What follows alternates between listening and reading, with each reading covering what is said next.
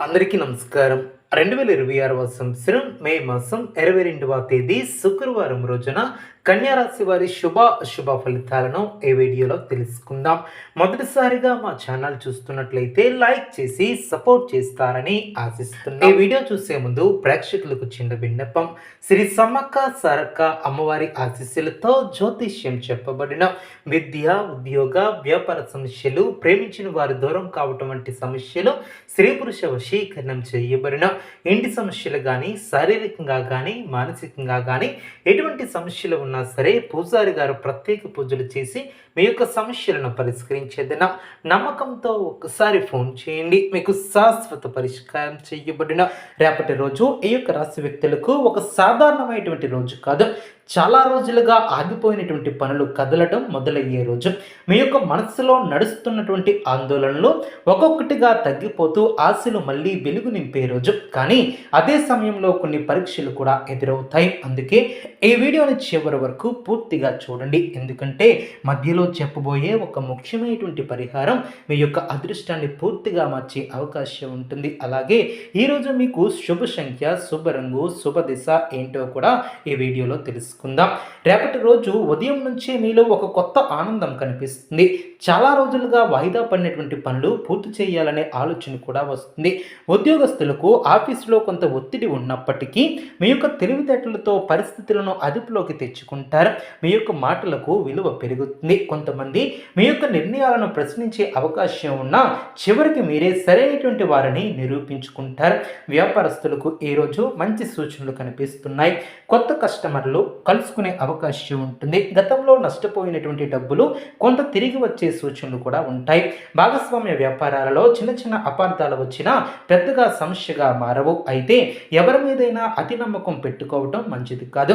ముఖ్యంగా సంతకాలు చేసే ముందు పత్రాలను పూర్తిగా చదవండి. కుటుంబ విషయాలలో రేపటి రోజు కొంచెం మిశ్రమమైనటువంటి ఫలితాలు కూడా ఉంటాయి. ఇంట్లో పెద్దల ఆరోగ్యంపై శ్రద్ధ పెట్టాల్సి ఉంటుంది. చిన్న విషయాలకే కోపం రావటం వలన మాట పట్టింపులు వచ్చే అవకాశం ఉంటుంది. అందుకే మీ యొక్క మాటలను కాస్త జాగ్రత్తగా ఉపయోగించండి. భార్యాభర్తల మధ్య గతంలో ఉన్నటువంటి దూరం తగ్గి మళ్ళీ ప్రేమాభిమానాలు పెరిగే సూచనలు కూడా కనిపిస్తున్నాయి. పెళ్లి కాని వారికి ఒక మంచి సంబంధం గురించి కూడా సమాచారం వస్తుంది. విద్యార్థులకు ఇది కష్టానికి తగినటువంటి ఫలితం వచ్చే సమయం. చదివినది గుర్తించుకోవటం, పరీక్షల్లో మంచి మార్కులు రావటం కూడా జరుగుతుంది. అయితే మొబైల్, సోషల్ మీడియా మీద ఎక్కువ సమయాన్ని వృధా చేయవద్దు. ఒక ముఖ్యమైనటువంటి అవకాశం మీ ముందుకు రావచ్చు. దాన్ని నిర్లక్ష్యం చేయవద్దు. ఆర్థిక విషయాలలో జాగ్రత్త అవసరం. డబ్బు వచ్చినంత వేగంగా ఖర్చు అయ్యే అవకాశం కూడా ఉంటుంది. అవసరం లేనటువంటి కొనుగోళ్లను తగ్గించాలి. కొందరికి పాత అప్పులు తీర్చే అవకాశం కూడా ఉంటుంది. పెట్టుబడులు పెట్టాలనుకునే వారు తొందరపడవద్దు. ఒకసారి పెద్దల సలహాలు తీసుకోవటం చాలా మంచిది. అదేవిధంగా ఆరోగ్యపరంగా చూస్తే తలనొప్పి, అలసట, నిద్రలేమి వంటి సమస్యలు ఇబ్బంది పెట్టవచ్చు. సమయానికి ఆహారం తీసుకోవటం చాలా అవసరం. బయట ఆహారం తగ్గిస్తే చాలా మంచిది. ఉదయం కొద్దిసేపు నడక లేదా ధ్యానం చేస్తే మానసిక ప్రశాంతత ఏర్పడుతుంది.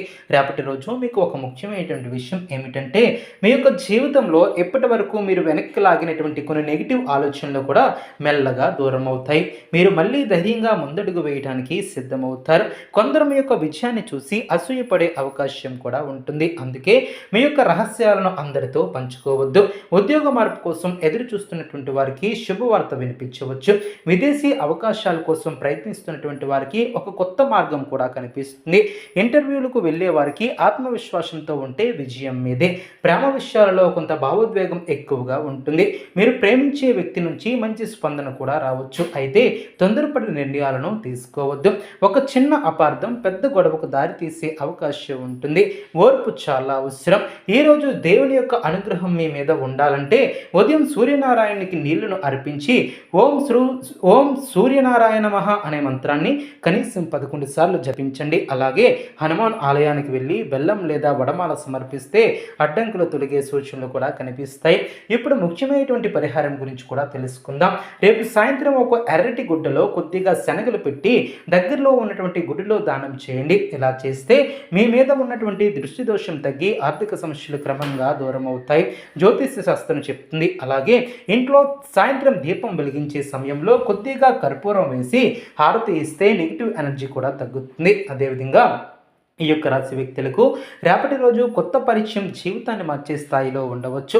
మీరు చాలా కాలంగా ఎదురు చూస్తున్నటువంటి ఒక సమాచారం అకస్మాత్తుగా రావచ్చు. అందుకే ఫోన్ కాల్స్ లేదా మెసేజ్లను నిర్లక్ష్యం చేయవద్దు. ఈరోజు మీరు ఎవరితోనైనా మాట్లాడేటప్పుడు వినయంగా ఉంటే చాలా మంచిది. ఎందుకంటే మీ యొక్క మాటల వలనే మంచి అవకాశం మీ చేతిలోనికి రావచ్చు. అదేవిధంగా కొంతమంది మీపై నమ్మకం పెట్టుకుని ఒక ముఖ్యమైనటువంటి బాధ్యత అప్పగించే అవకాశం ఉంటుంది. దాన్ని సరిగ్గా పూర్తి చేస్తే భవిష్యత్తులో మంచి పేరును కూడా సంపాదిస్తారు. రాత్రి సమయానికి మీ యొక్క మనసులో కొంత ప్రశాంతత కనిపిస్తుంది. చాలా రోజుల తర్వాత ఇప్పుడు నా యొక్క జీవితం మారబోతుంది అనే ఫీలింగ్ కూడా కలుగుతుంది. మీరు అనుకున్న లక్ష్యానికి చేరువవుతారు. దేవునిపై నమ్మకం ఉంచి ముందుకు వెళితే విజయాన్ని ఎవ్వరూ కూడా ఆపలేరు. అదేవిధంగా మీకు రేపటి శుభ సంఖ్య 9, శుభ రంగు ఎరుపు, శుభ దిశ తూర్పు. రేపటి రోజు మీకు ధైర్యం, ఆత్మవిశ్వాసం, కొత్త ఆశలు తీసుకువచ్చే రోజు. అయితే కోపాన్ని అదుపులో పెట్టుకుని ఓర్పుతో ముందుకు వెళితే అదృష్టం పూర్తిగా మీ వైపే ఉంటుంది. ఇటువంటి ప్రతిరోజు రాశి ఫలాల కోసం మా యొక్క ఛానల్ చూడండి.